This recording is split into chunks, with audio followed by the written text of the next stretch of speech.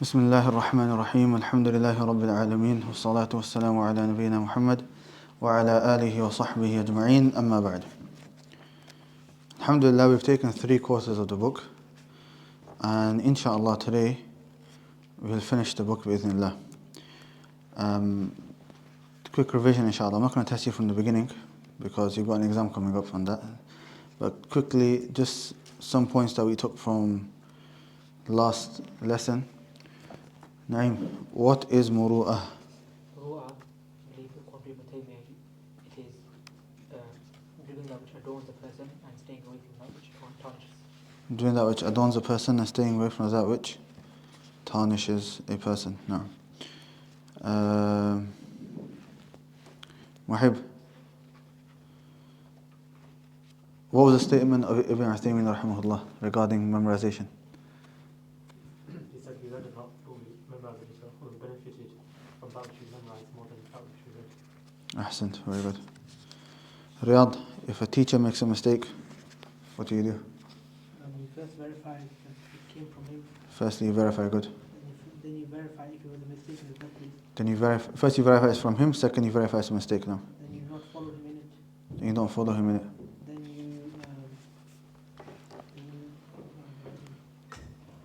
you advise him Before that. before that.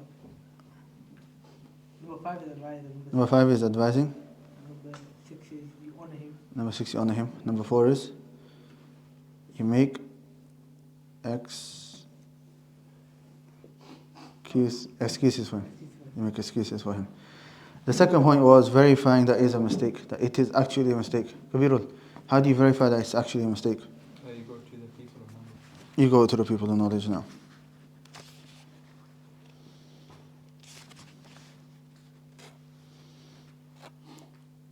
خلاص. We started from 6. We did finish 15 last time, right? Yeah. طيب, بسم الله الرحمن الرحيم. We'll continue with 16 inshallah. Principle 16, the author, he says, to venerate and honor the circles of knowledge and its vessels. So the circles of knowledge, remember in the beginning we mentioned that the rights of a student of knowledge go back to 6 things, right? Who remembers these rights, these 6 rights? Rafiqul? Rights from himself, For himself, his teacher, his teacher, the place where he studies, the place where he studies, knowledge itself, knowledge itself, his classmates, his classmates, his books. and his books. Yeah. So in this chapter over here, the author rahimahullah, he speaks about 2 of those 6. Firstly, the circles of knowledge, i.e. the place where he is studying, and the vessels of knowledge, i.e. the books. Vessels, i.e. those things which carry knowledge, i.e. the books. Because both of these things have rights. The place where you are studying, more so if you are studying in the masjid, then the rights are even more, because then you have to add the rights of the masjid. But even if it wasn't in the masjid, still, there's many ahadith. For example, in Sahih Muslim, the Prophet said, وَمَا اجْتَمَعَ قَوْمٌ فِي بَيْتٍ مِنْ بُيُوتِ اللَّهِ يَتْلُونَ كِتَابَ اللَّهِ وَيَتَدَارَسُونَهُ بَيْنَهُمْ إِلَّا نَزَلَ عَلَيْهِمُ السَّكِينَةُ وَغَشِيَتْهُمُ الرَّحْمَةُ وَحَفَّتْهُمُ الْمَلَائِكَةُ وَذَكَرَهُمُ اللَّهُ فِي مَنْ عِنْدَهُ. That is not a group of people that get together in the houses of Allah subhanahu wa ta'ala studying the Quran, except the angels descend upon them, mercy descends upon them, angels surround them, and Allah subhanahu wa ta'ala mentions them.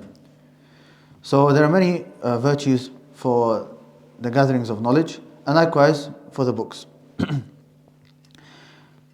The Shaykh, he says, for indeed the circles of the scholars are like the circles of the prophets.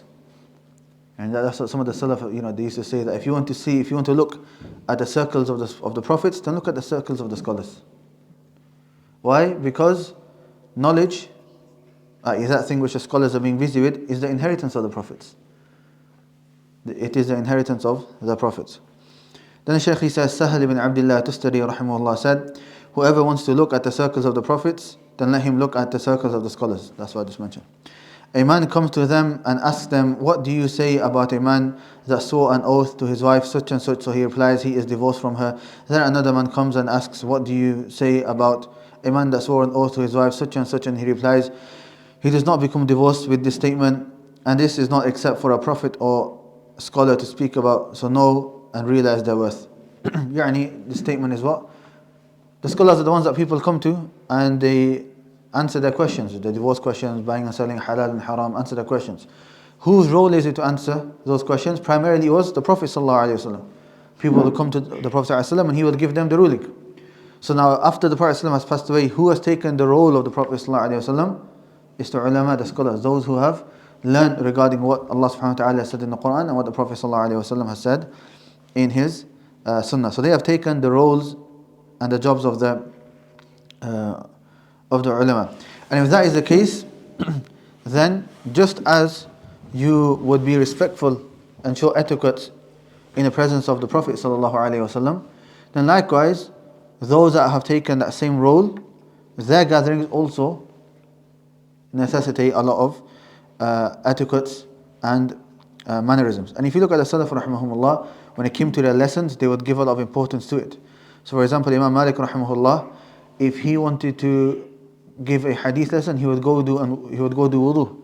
And in some narrations they say that he would go have a shower, and then he would come to the lesson, and it's narrated that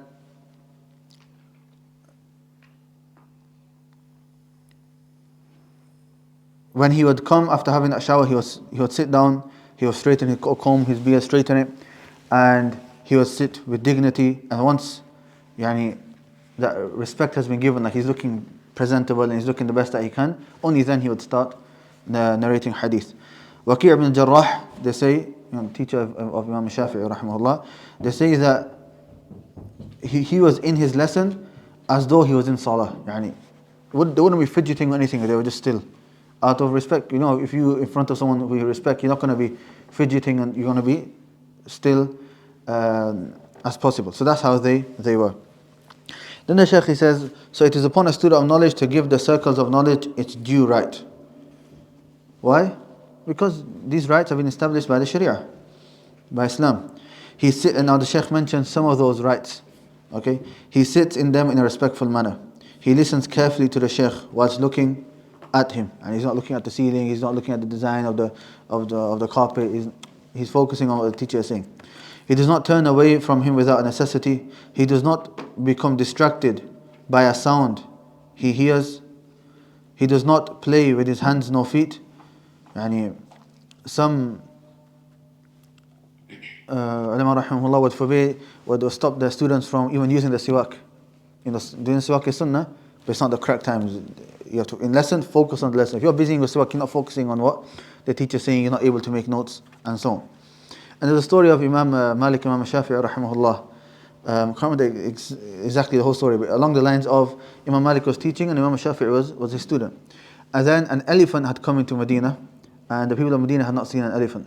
So all of the people, including the students, they all went to look at the elephant. And whereas Imam Shafi'i, he stayed behind. So Imam Malik said to him, are you not going to go and look at the elephant? And he says something along the lines of, I've not come for the elephant, I've come to study. I've not come for the elephant, I've come to study. So that's how they were, rahimahumullah. Then the Shaykh, he says, he does not recline in the presence of his Shaykh, meaning he doesn't lean, nor does he lean on his hand, like this. This shows that you're just, tired, lazy. It's not respectful. Or like this, or if you're on the floor, sometimes when you put your knee up, people put their chin on their knee, right? He does not continuously clear his throat, like not for the whole hour going, okay, here and there, okay, but some people go overboard. No move around plentifully, that he's not just moving and just doing all sorts. He's still. He does not speak with the person next to him. If he sneezes, he lowers his voice. Some people, they sneeze, people on the other side of the road, they can hear, outside of the house can hear it. If he yawns, he covers his mouth after trying his utmost to prevent it. The whole point the Shaykh has mentioned is that you have to be khashi', submissive, humble, humility, the best, most respectful state that you can within that class.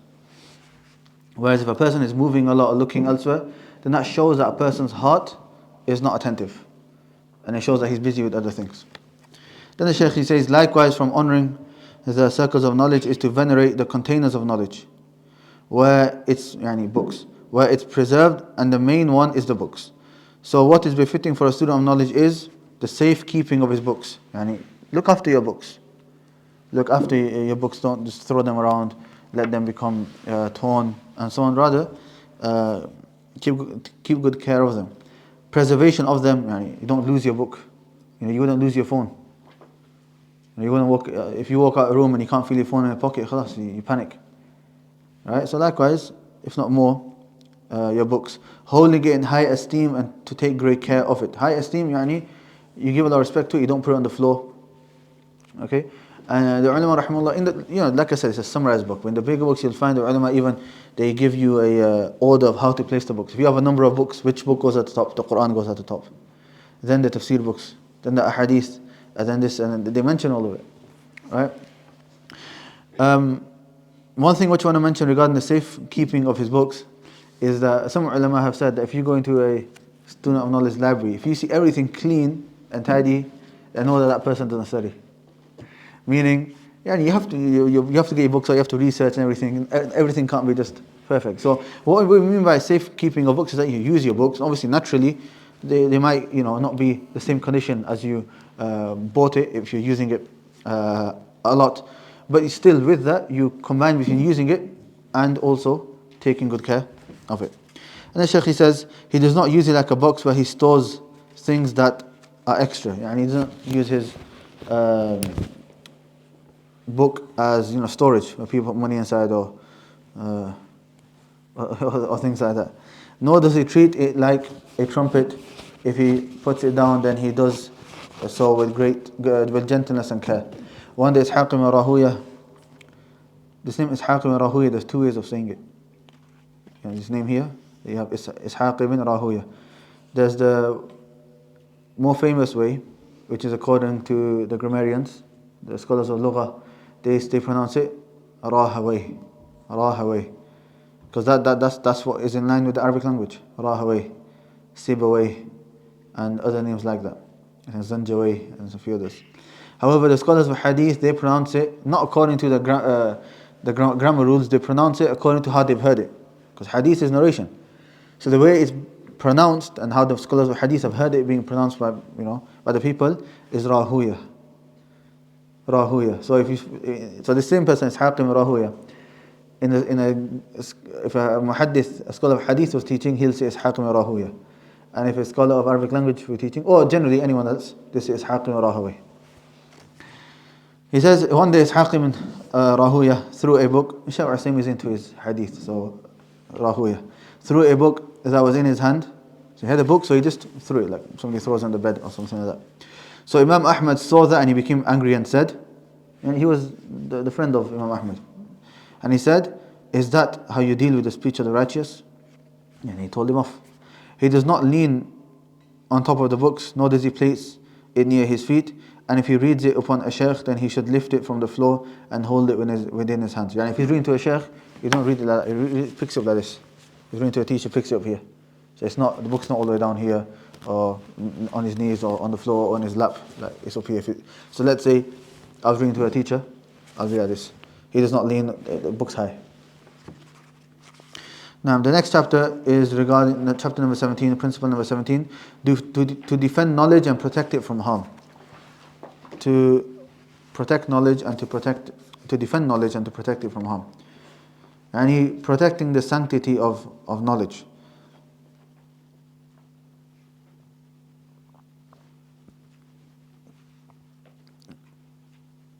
The knowledge itself, i.e. when you talk about knowledge, you mean knowledge of the Quran and Sunnah. That is more beloved to us than the statement of any person, no matter who he may be. Because this is not something personal, this is the religion, right? So you'll find that right now there's a number of points. I think the Shaykh mentioned 3 points from the points which we have to uphold if we truly glorify and revere knowledge. So the Shaykh, he says, knowledge has a great sacredness that necessitates protecting it from those things that could potentially treat it in a way that is not befitting. And this defense has appeared with the people of knowledge in different forms. From them is, and what are some of the ways of defending knowledge? Number one, refutation against the oppressor, against the opposer. So whoever's opposition to the Sharia has become clear, then he is refuted, whomsoever he may be. That is for the protection of the religion and as an advice for the Muslims. So if somebody says something incorrect, no matter if he's a sheikh, then in the religion, refutations is a part of the religion. However, there's two extremes. There's one extreme that try to make you think that refutations is not part of the religion whatsoever. And that is incorrect. Because if you look at the hadith, if you look at the Sahaba, if you look at the Tabi'een, you look at the rest of the Salaf, you'll find that they would refute one another. The second extreme are those, all they do left, right and center the whole day is just refute. Right? But those in the middle are those who acknowledge that refutation is part of the religion, but they uphold the principles that the ulama have mentioned regarding refutations. And we'll study some of these maybe in some other books in the future, inshallah.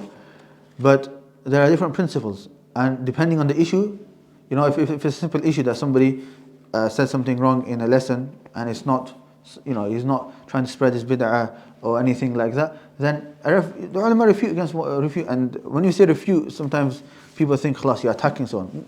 Sometimes it's just a correction, and other ulama would be like, okay, jazakallah khair for that, I didn't realize I made a mistake, and there's no animosity between them. And sometimes you have to be harsh depending on who it is, what the situation is. Sometimes you do it openly, and sometimes it's better to do it privately. These are all different situations. Inshallah, we'll study them in the future. Bi'ithnillah. Number two, boycotting the innovator. It is reported by Abu Ya'la al-Farra as consensus. There's ijma' upon this. That a person, the asal is that he stays away from the innovators. Why? Because innovation is from the worst sins that a person can do. And some ulama have placed it higher than major sins. Because every innovation is a misguidance, as the Prophet said. Every innovation is not accepted by Allah, it is rejected, as the Prophet said. It is a means of disuniting the ummah. It is a means from you being prevented from drinking from the hawd, the pond of the Prophet ﷺ.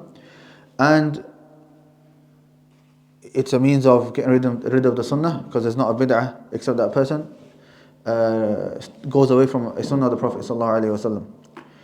It is a means of ignorance being widespread, and there's many dangers of bid'ah. And from them as well is that a person, he doesn't generally seek tawbah, he doesn't seek repentance. If a person commits a sin, he does something haram, normally, he knows that it's haram, then later he asks Allah subhanahu wa ta'ala to forgive him, and he stays away from that. But then, with a bid'ah, a person thinks he's doing the right thing, so he doesn't seek repentance from it. Furthermore, a bid'ah can also lead to kufr. It can lead to things which are worse, and that's why some bid'ah, and bid'ah mukaffara, some innovations are those innovations that take you out of the fold of Islam.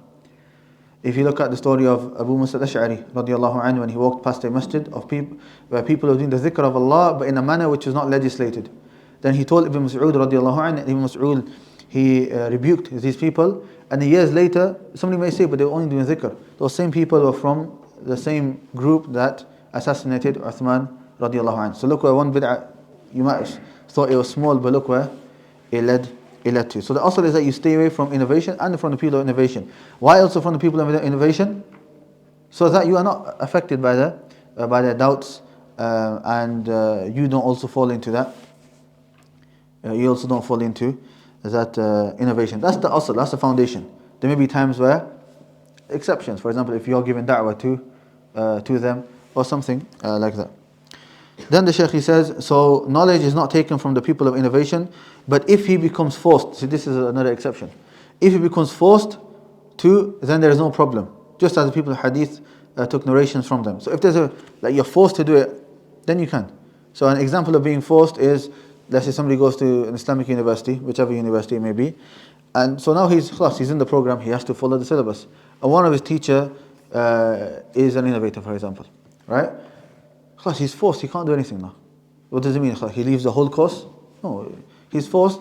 As long as he knows and he stays away from the innovations. And in this case, as the Shaykh, he says, there's no problem in studying that. Just as the people of hadith, they will sometimes take from innovators. Now some people will say, that the people of hadith, look, they took from innovators, showing that it's allowed. They were narrated from the Khawarij, they were narrated from these people. So it's allowed to study from them.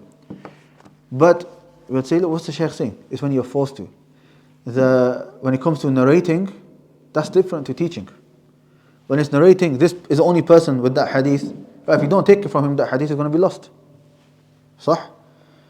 But when it comes to teaching, if you don't study from this person, you can find somebody else to study from. So at that time, there was a need. They had to go to those people. And they were big ulama, rahmahumullah, anyway. They were able to differentiate between what was right and what was wrong. And people like us who are beginners, that don't know what's right and what's wrong, then also is that we don't study from people of innovation.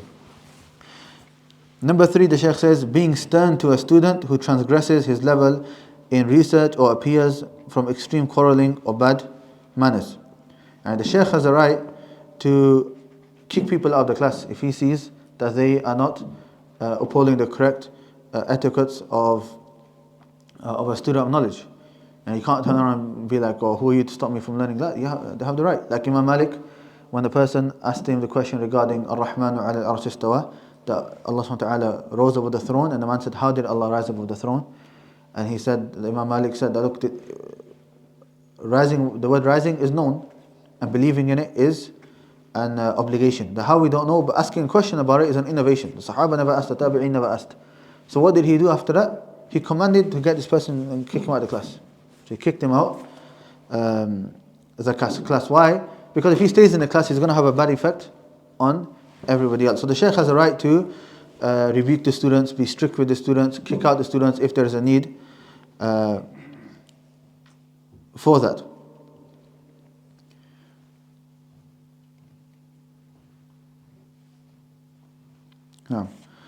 Just want to go back to the previous point regarding the innovator one. I've got a statement here of Shaykh al Usaymi ibn Taymiyyah rahimahullah, where he clarifies Shaykh al Usaymi's point where he mentions here that if you're forced, then you're allowed to take from them. Shaykh al Usaymi ibn Taymiyyah rahimahullah, he says, فَإِذَا تَعَذَّرَ إِقَامَةُ الْوَاجِبَاتِ, if you are not able to establish the obligations, if it is not able to establish the obligations, فَإِذَا تَعَذَّرَ إِقَامَةُ الْوَاجِبَاتِ من العلم والجهاد, when it comes to knowledge and when it comes to jihad, وغير ذلك, and other actions, and anything which is obligatory, right? And obviously we said the word jihad, but like I'm sure you guys know, there's rulings to that and so on. But anything which is not obligatory, if you're not able to establish that obligation, he says, إلا بمن فيه بدعة, except by using the aid or seeking the aid of somebody who has innovations. مضرتها دون مضرة ذلك الواجب, and his harm is less than the harm of what would happen if you're not able to establish that obligation. And his harm is less than the harm of what would happen if you're not able to establish the obligation. كان تحصيل مصلحة الواجب مع مفسدة مرجوحة خير من العكس. Then attaining the benefit of the obligation, with little harm is better than the opposite. So I'll repeat the whole statement one more time. He says, فَإِذَا تَعَذَّرَ إِقَامَةُ الْوَاجِبَاتِ, if you're not able to establish the obligations, مِنَ الْعِلْمِ وَالْجِهَادِ وَغَيْرِ ذَلِكَ, from knowledge and fighting and other than that, إِلَّا بِمَنْ فِيهِ بِدْعَةٍ, except with the one who has innovations, مَضَرَّتَهَا دُونَ مَضَرَّةِ ذَلِكَ الْوَاجِبِ, his harms is less than the harms of the obligation. كان تحصيل مصلحة الواجب, then attaining the benefit of the obligation مع مفسدة مرجوحة, with little harm, خير من العكس, is better than the opposite. So for example, in the UK, let's say all of the teachers say, right, we're going to make it, all of the schools say, we're going to make it obligatory upon every single child they're going to teach them, all the things that they teach in school, right? LGBTQ and all that stuff. And kids from primary school are going to be taught that. And the only way that we can stop that from happening is that we have to get together with others, right? In this case, what would be better? To allow our children to be taught all of that? Or to, on this particular issue, work together with others to prevent a greater harm? That's what Shaykh al Usaymi rahimahullah is saying. So, and that's what the Shaykh, so that's like a principle. That is like a principle. Obviously, the harms and benefits goes back to whom? The scholars. Yani it's not for us to decide what are the harms and what are the benefits. But the asl is what? The foundation ruling is that we don't work, we don't interact, nor do we work with the people of innovation. And is back to point number 3, being stern to a student who transgresses his level in research or appears from extreme quarreling or bad manners. Then the Shaykh, he says, if the teacher needs to remove the student from the class to reprimand him, then he should do so, just as Sufyan did, and just like Shu'bah used to do with Affan ibn Muslim in his class. And the Salaf used to do this. The student could also be reprimanded by turning away from him and not answering him, for indeed silence is an answer, as it was stated by Al-A'mash. So sometimes the teacher will just turn away from a person. You ask him a question, teacher will just blank him. Or they would turn away, or they just wouldn't teach that day, they would just go back home. Reprimanding has different ways of doing so. The Shaykh, he says, and we have seen this plentifully from a group of teachers. From them is a great scholar, Ibn Baz. Perhaps a person would ask him a question about something that does not benefit, so the Shaykh would not answer him. Instead, he told the reader to continue reading, or he would answer, but not according to what the questioner desired. So sometimes a person asks a question, either he would ignore it and he would say, right, next question, or carry on reading, or he will answer the question, but not the question that he answered. He'll give just an answer to maybe a different question, but that is better and there's more benefit in that. All of this, because Ibn Mas'ud radiallahu anhu, he says, "Man afta an-nas fi kulli ma yas'alunahu fa huwa majnun." Whoever gives an answer to the people for every question that they ask, fa huwa majnun, that person's crazy. You don't have to answer every single question. Don't think somebody asks you a question, you have to answer it. And if you don't answer it, it shows that you're ignorant. Allah. You don't have to answer every question. We talked about before, just because a person speaks more doesn't mean he has more knowledge. In many instances, remaining silent, that is what knowledge necessitates. There's one story here that I want to mention. Shaykh al Usaymi mentions it in his asl regarding some bad manners, and this is applying a bit more to the youth.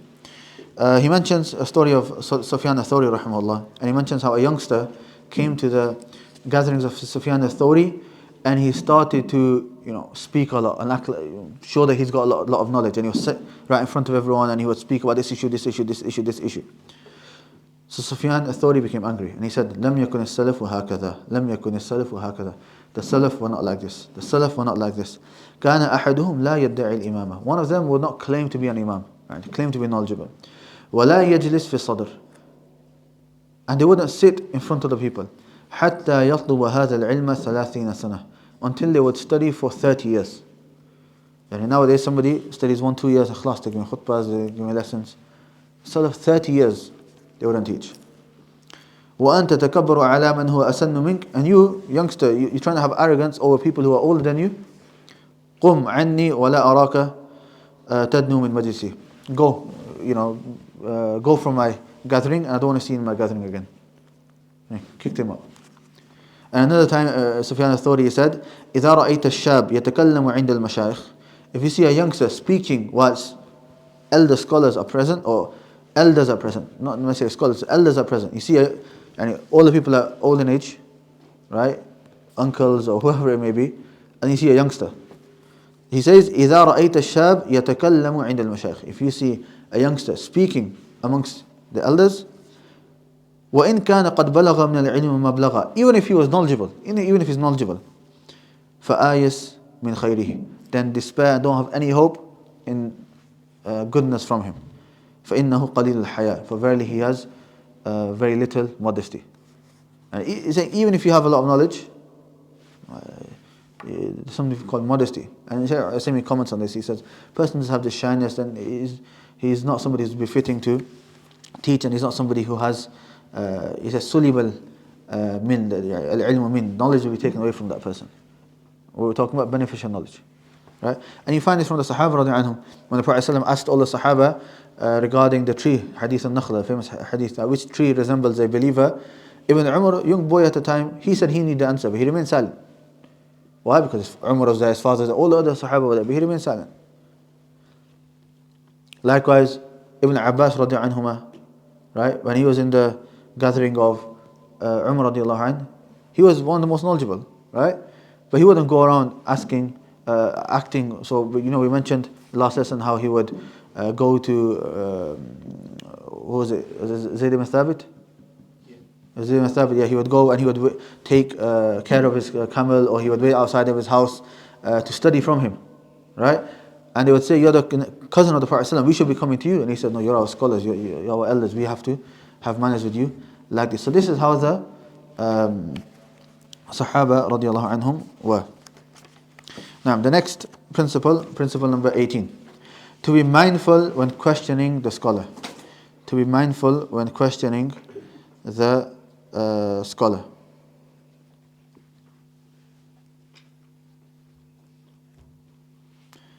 The Shaykh, he says, avoiding troublesome questions and preserving the revered station of the scholar, for indeed the intent behind some questions is commotion, to awaken fitna and to spread evil. And whoever the scholar see having these types of questions will receive from them a reply which he does not like, just like the examples that you have read in the previous chapter from the reprimanding of the student. So it is a must to be careful in putting a question to a scholar, and one does not become successful in being careful unless he acts upon 4 principles. And Shaykh is saying, look, there are different types of questions, and some questions are bad questions, some have bad intents, and so on. And a scholar sees that, he won't answer your question, and he might even reprimand you. So how do we make sure that our question is in the correct mannerisms, correct way of answering and asking a question? The Shaykh mentions 4 principles. Bilal, can you turn the lights on, please? Just go outside the door, behind the door, the lights are there.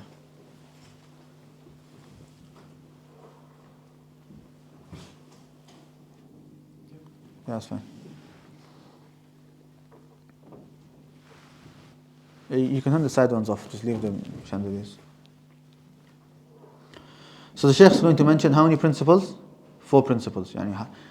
There's more. I said, turn this off. Yeah, we don't need these ones, it's too much. I'll save electricity bills. Right.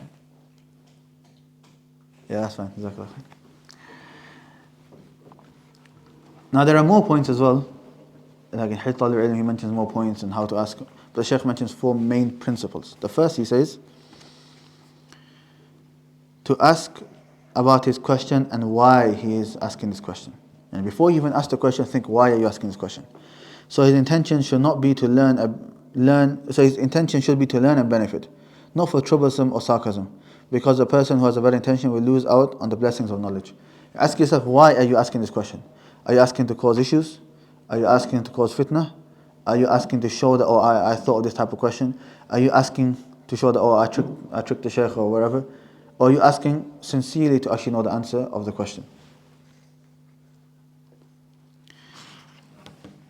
And that's why Al-Qarafi rahimahullah, somebody asked him, he mentioned in his book Ihkam, somebody asked him a question, are you allowed to get married in Cairo? So Al-Qarafi said, I'm not answering this question until you explain to me what is your intent behind this question. Everyone knows marrying in Cairo is allowed. It doesn't matter if you're in Cairo or which city that you're in, that's allowed to marry. What's your intention behind it? Then he explained that there was like a particular type of marriage that they were doing, which is a haram type of marriage. So once he explained that, then he said, yeah, this is not allowed whether it's in Cairo or outside of Cairo. So a person, he needs to rectify his intention before answering the question.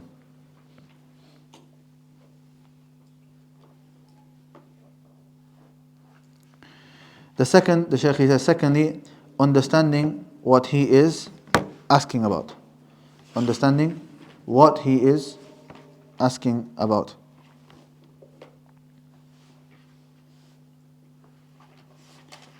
And what this means, as the Shaykh explained, next page he'll explain. He says, so do not ask about that which has no benefit. And that is known by either looking at your own condition or looking at the question itself. And the first is, why are you asking the question? The second is, what question are you asking? Is it a beneficial question or not? And the Shaykh says, either looking at your condition, meaning, are you on that stage right now to answer this question, or is this a higher level issue? Or the question itself. And some people might ask, if we're on the moon, how do we face the Qibla? No, you're not going to be on the moon. Like, why are you worried about that? And a lot of students are like that. Right? Adam alayhi salam ate from the tree. What type of tree was it? In the cave, there was a dog who was guarding the cave. What type of dog was it? Imam Suyuti mentioned that in his time people were asking him, when the flood of Nuh alayhi salam came, the water, was it sweet water or was it salty water? And what difference does it make to you if it's sweet, salty, whether it's an apple or banana that they ate? It doesn't matter, right? What matters is the lesson behind it. So Adam alayhi salam ate from the tree. He disobeyed Allah Ta'ala. That's the lesson. And what happens is that you find some students, they'll focus on these smaller issues and they busy themselves with so-called fawaid. But the main thing that they need to know, they don't have a clue. Right? So you need to ask that question which is beneficial. The Shaykh, he says, examples of that is asking hypothetical questions, things which won't happen. Or those things that are not mentioned to every single person, but rather it has been made specific to a group of people over others in accordance with their intellectual capacity. The Imam Ahmad, somebody asked Imam Ahmad regarding Ya'juj and Ma'juj. Are they Muslim or they're not Muslim? So Imam Ahmad replied to them, he said, أحكمت العلم حتى تسأل عن ذا? Have you solidified your knowledge that you can start worrying about these smaller issues? So the Salaf would tell people off asking questions like that. The third principle is making sure that the Shaykh is in a befitting condition when asking the question, so do not ask him in a state that prevents him, like being distressed, preoccupied, walking on a path or driving his car. Instead look for those times where he is comfortable. Look at the state of the teacher, asking the correct time. For example, one time I see a lot of students doing, which is completely incorrect, straight after Salah, whilst the teacher might be doing his adhkar, they go and ask him a question. Right, wait, let him finish his adhkar at least. What's going to happen? You're going to busy him with and then he might have to get up, or somebody else might ask, and he just won't do his adhkar. You've prevented him from doing his adhkar. Or if he is, you can see that today he's a bit stressed, he's got other things going on in his mind. Khalas, ask him in the next lesson when he's not in that state. So look at the state of the teacher. So Qatada, rahimahullah, he said, I asked Abu Tufayl mas'alatan, I asked him a question. فقال إن لكل مقام مقالة. إن لكل مقام مقالة. Every situation has an appropriate statement, or appropriate thing to say. So depending on the situation, you choose what to say or if to say at all or not. The fourth principle, the Shaykh, he says, fourthly, paying attention to how he asks his question. The fourth thing is, you've rectified your intention, the question is a good question, you've asked at the right time. Now, the way you ask, how are you asking? The Shaykh, he says, by presenting it in a good and respectful manner. So he starts by making supplication for the Shaykh. He highly venerates him in his addressing. He does not address him like he addresses the people of the street and general folk. And you don't speak to your teacher. You don't say, for example, a number of things. He says something, this Shaykh said this and this Shaykh said that, especially if those scholars are contemporary to him. So if you got a scholar and you're saying that people on the same level as him, he said this, he said, no. If you want to mention something, then ask him without mentioning names. Or there are some people that say, are you sure about this? No, you wouldn't say if you're sure. Or they'll call him like he's their friend. Right? And they'll speak to him like he's his friend. They'll call him yo or whatever. Or even if they don't say it like that, they'll raise their voice, they'll try to crack jokes, they'll do this. And the Shaykh might laugh it off, but he's not your friend, he's your teacher. So there's a way that you have to speak to him, even if he is similar age to you.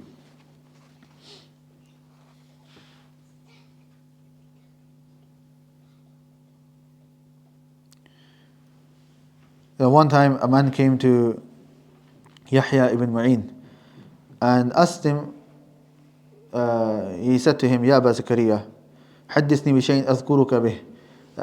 Tell me something that I can remember you by. So Yahya turned around and he said, أذكرني أنك سألتني أن أحدثك فلم أفعل. Remember that you asked me to tell you something and I didn't. So that's what his reply was. So if you look at these are four principles that the ulama rahimahullah have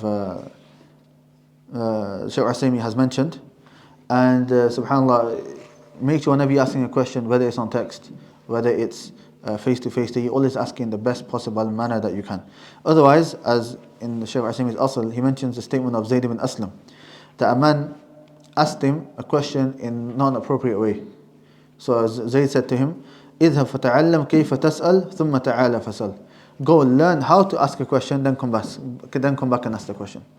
Go learn how to ask the question, then come back and ask the question. Alhamdulillah, here in your footnotes, the brother, the translator, he's added, he says, example of how to address a scholar is to say, may Allah bless you, may Allah be good to you. Like you make dua in the beginning. An example to stay away from, yo Shaykh, I have a question, shouting at him, Shaykh, answer my question, and the likes. Right? Then the translator's notes, pay attention to the 5 key points: why, what, where, when, where, and how. Now move on to the next principle number 19. Obsessing the heart with knowledge and the reigning of it. And this principle is regarding having so much love for knowledge that it overcomes your heart. Having so much love for knowledge that it overcomes your heart. It's the only thing you're thinking about.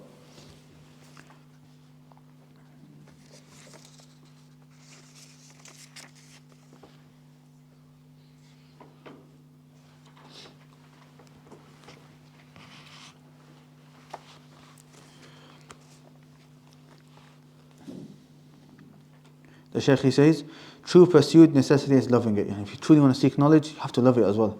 And the heart becomes attached to it. And a slave does not achieve the level of knowledge up until his main delight and enjoyment becomes in it. Ibn Qayyim rahimahullah says in his book Miftah Dar al-Sa'ada, he says, وَمَنْ لَمْ يُغَلِّبْ لَذَّةَ إِدْرَاكِهِ وَشَهْوَتِهِ عَلَى لَذَّةِ جِسْمِهِ وَشَهْوَةِ نَفْسِهِ لَمْ يَنَ دَرَجَةَ الْعِلْمِ أَبَدًا. That person who does not allow the enjoyment of knowledge and knowing overpower his enjoyment of his body, eating, or his desires, a person will never attain knowledge. And you have to love knowledge more than anything else. And the only thing you should be thinking about is learning issues. What's the ruling on this? What's the ruling on this? What's this hadith say? What's this? I need to memorize this. I need to revise this. I need to test. We need to test each other. We need to revise for this lesson. That's the only thing a person should be thinking about. Once a person is like that, then a person will attain knowledge. Then Shaykh, he says, indeed, the pleasure of knowledge is only attained by 3 affairs. It is mentioned by Abu Abdullah Ibn Qayyim rahimahullah in the same book, Miftah Dar al-Sa'ada. He says, firstly, exerting effort and hard work. You have to put in effort and hard work. Secondly, truly seeking it. What do you mean by truly seeking it? By turning to it completely and not being distracted from it. Yani you're actually seeking, you're going to lessons, you're not just claiming to be a student of knowledge and then not doing anything about it. And thirdly, purifying your intention and making it sincere. Yani what's the difference between second and third? The second is your actual actions, that you're truthful, you actually put in the hard work and you're truly seeking it by going into the lessons and so on. And the third is that your inner intention is sincere, that you're not going to these lessons for anybody else, but you're going for the sake of Allah subhanahu wa ta'ala. So he says, these 3 things are not actualized except by removing everything which will distract the heart.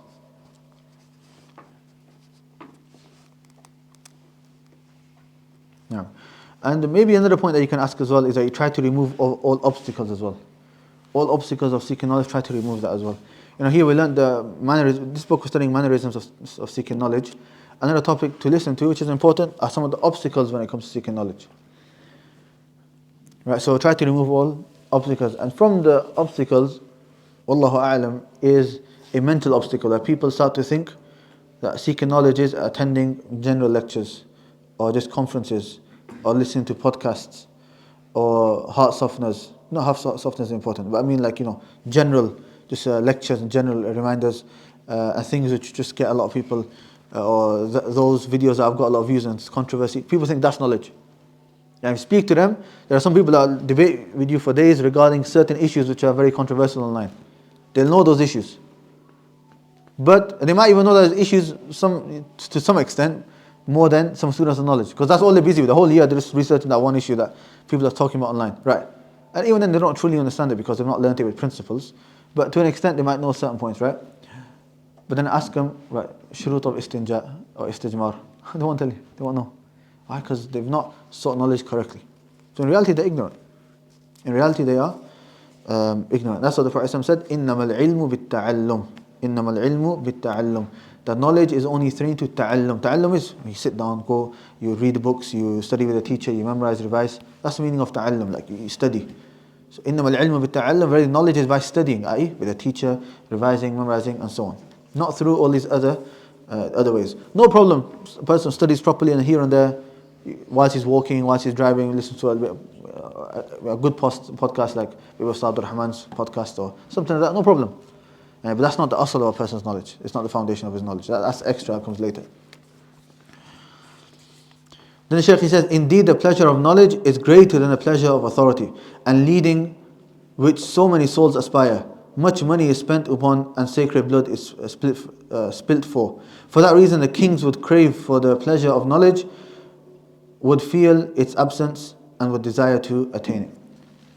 Even yesterday Ustad Abdul Rahman, he mentions, some stories like this, how some of the scholars, rahmahumullah, like Ibrahim ibn Adham, mentioned a story how they were traveling and they didn't have food for a number of days, and then they found some bread which was hard, and they had to dip it in water just to soften it, in the seawater to soften it. And they ate it, and then he said after that, he said, لو يعلم الملوك وأبناء الملوك ما نحن فيه من النعيم لجادلون عليه بالسيوف. If the kings and the sons of the kings, i.e. the princes, they knew the bliss that we have and that what we're going through, they would have fought us for it with their swords. And if they truly knew the contentment, tranquility, the peace, the happiness that we're finding, busying ourselves with قال الله قال الرسول, they would have fought us with the siyuf.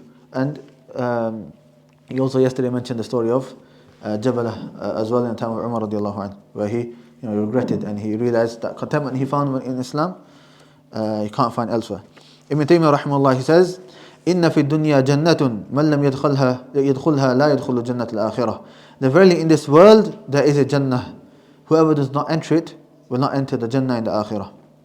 And in another statement he says, ما يصنع أعدائي بي أنا جنتي وبستاني في صدري إن رحت فهي معي لا تفارقني إن حبسي خلوة وقتلي شهادة وإخراجي من بلدي سياحة.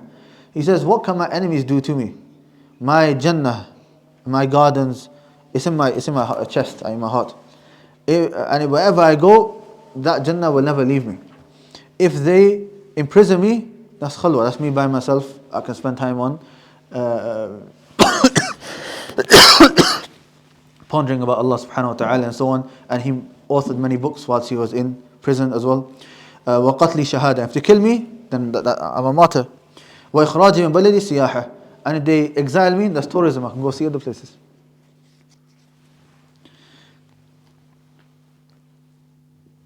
No, and there's many other statements of the ulama rahimahullah in regards to this. Then he says, it was said to Abu Ja'far al-Mansur, the well-known Abbasi caliph, whose rule filled the east and the west, does there remain any pleasure in this worldly life that you have not attained? So he said, whilst he sat upright on his chair and the bed of his kingdom, there's one trait left, that I sit in a high place surrounded by the people of hadith, meaning students of knowledge. And the repeater says, who did you mention? May Allah have mercy upon you. Meaning, he wanted to have that knowledge where students would come to him and study hadith. He means so that he can say it was narrated to me by so and so, he said it was narrated to me by so and so, and then he mentioned the hadith connected in a chain of narrations. Whenever the heart is filled with the pleasure of knowledge, the pleasure of normal things is dropped, and the soul forgets about it, to the extent that what is perceived to be painful, he finds within it pleasure due to the greater pleasure of knowledge. Principle 81. Sorry, page 81, principle 20. So we got scared, principle 81. Right. Page 81, principle 20. Preserving your time in knowledge. The Shaykhs mentioned so many principles. The last principle is preserving your time, making use of your time. And because all of these mannerisms that we have learned and etiquette, where do we apply them? Within a time frame, right? So we have to make sure that, especially as a student of knowledge, you utilize your time, especially when Allah subhanahu wa ta'ala will ask us about our time. In a hadith of the Prophet sallallahu alaihi wasallam narrated by Tirmidhi, the Prophet said, لا تزول قدم عبد يوم القيامة حتى يسأل عن, that the feet of a person will not move on the day of judgment until he is asked about, and he mentions a number of things. From those things, عن عمره فيما أفناه, his life and how he spent it, his time. How did he spend his time? And likewise, other hadith which you mentioned before, narrated by Hakim, اغتنم خمسا قبل خمس, take advantage of 5 before 5, your youth before your old age, and your health before your illness, and your richness before your poverty, and your free time before you become busy, and your life before your death. And that's why Ibn Umar radiallahu anhu used to say in Bukhari, إذا أمسيت فلا تنتظر الصباح. If you reach the evening, don't wait for the morning. وإذا أصبحت فلا تنتظر المساء. And if you reach the morning, then do not wait for the evening. وخذ من صحتك لمرضك. And take advantage of your health before your illness. ومن حياتك لموتك. And take advantage of your life before your death. Hassan al-Basri رحمه الله, he used to say, يا ابن آدم إنما أنت أيام كلما ذهب يوم ذهب بعضك. O son of Adam, you are just a number of days. Every day a day goes by, a part of you goes by. And you're just a number of days. The actions that you can do, right? Your time is limited. However many years it is, right? Let's say 50 years. Every day that goes by, that's one day less that you have to live, and one day less that you have to perform actions in there, that which you will never get back. And that's all you are. Are you a good person or a bad person? That depends on the actions that you have done within that time. Imam Shafi'i said, "Al-waqtu kas-sayf, idha lam taqta'hu qata'ak." Time is like a sword. If you don't if you don't cut it or sharpen it or use it, then it will cut you. The Shaykh, he says, Ibn Jawzi rahimahullah said in Captured Thoughts, it is befitting for a person to know the value of his hour and the worth of his time, so that he does not waste a moment in other than seeking nearest to Allah. And he gives precedence to the best statements and actions, and then the next best. You have to acknowledge the importance of your time, so that you spend your time in only those things which are the most important and the most beneficial. We mentioned the principle last time. Al-ishtighal bil-mafdul yukhillu an al-fadil wa la shak. That busying yourself with that which has less virtue over that which has more virtue is going to make you lose out. Don't busy yourself with that which has less virtue. Always busy yourself with the most important things. Give an example. A person doesn't know how to pray. It's an Arabic language class, and there's a class on how to pray. This person without doubt has to go to the class and learn how to pray. Even Arabic language is good. I teach Arabic. Some of you attend the Arabic lessons, and some of you stopped. But for this person, without doubt, he has to go learn how to pray, because he needs to pray every single day. Right? So you as well as student of knowledge, even if certain things sound nice, certain things have got hype around it, you need to have a clear vision, a clear mind, and work out which is the most important for you, which is the most beneficial for you, and focus just on that. Then the Shaykh, he says, from here did the scholars give great concern to time, to the point that Muhammad ibn Abd al-Baqi' al-Bazzaz said, ما ضيعت ساعة من عمري في لهو أو لعب. I never wasted an hour of my life in idleness and play.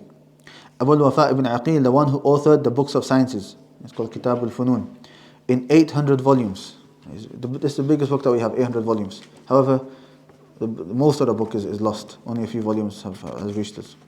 Anyways, he says, إِنِّي لَا يَحِلُّ لِي أَنْ أُضَيِّعَ سَاعَةً مِنْ عُمْرِي. It is not permitted for me to waste an hour of my life. And this Ibn Aqil, in the previous lessons, we have mentioned some other incidents of him.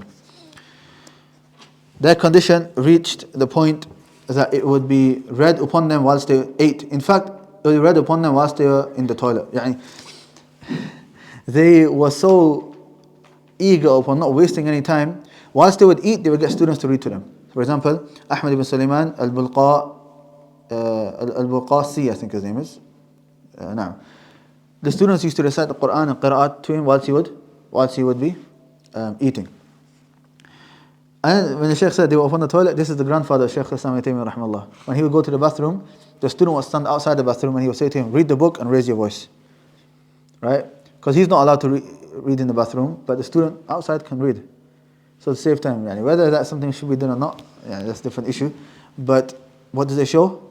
It shows that they wouldn't waste any of their time. So the Shaykh says, so preserve your time, O student, for indeed the righteous minister Ibn Hubayrah has mentioned in his advice to you with his statement, الوقت أنفس ما عنيت بحفظه وأراه أسهل ما يكون عليك يضيع. Time is the most precious you can look after, and I see it is the easiest thing for you to waste. So it's important for us to not waste any time. They say Imam Nawawi rahimahullah had 12 lessons a day. So Imam Shawkani had 13 lessons a day between teaching and studying himself. And if you look at the ulama rahimahullah, the way they spent their time, I'm going through a book in Bradford, Al-Mushawwiq ila al-Qira'ati wa Talib al-Ilm, the motivator to reading and seeking knowledge. Small, every week is just like 5-10 minute reminder. Listen to some of the stories in there, how the scholars would read and how they would read one book a number of times, and they would teach a book a number of times, and how they would author so many books, and how they would read so many books. And you'll find, after them being sincere and the permission of Allah subhanahu wa ta'ala, that's what allowed them to reach such high stages in the religion and in knowledge. And here, alhamdulillah, says end of the summary. Alhamdulillah Rabbil Alameen. In the Asl, Shaykh al Usaymi does have a conclusion.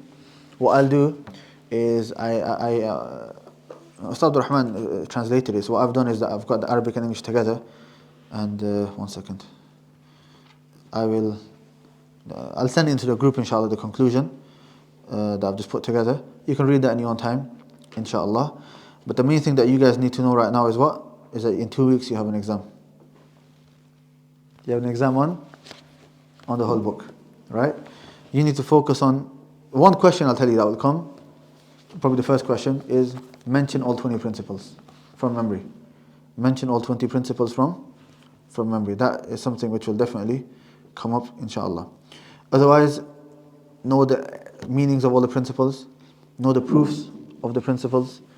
I'm not going to ask you, like if the author mentions one principle, and then he mentions like a number of different stories of the scholars. I'm not going to question you on those stories, but make sure you know the main explanations, especially if I've added something, especially like the important points like the introduction, for example, regarding adab, regarding seeking knowledge.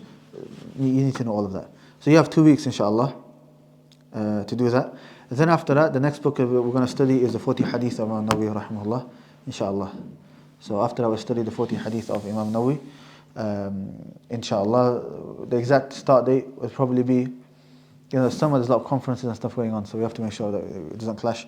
But I think, so in 2 weeks, I think the week after, I've got 2 conferences to go to.